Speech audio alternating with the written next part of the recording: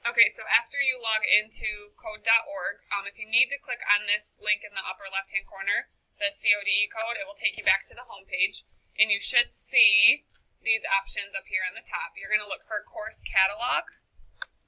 If you click on that and scroll on down, you'll see hour of code right here. So you're going to see, I know this is one of the first things you guys saw when we first opened code, and you were super excited about these options. So the next time or two that you come, we'll be able to play through these. They're called hour of codes. They're shorter kind of assignments than the express course that you've been working on.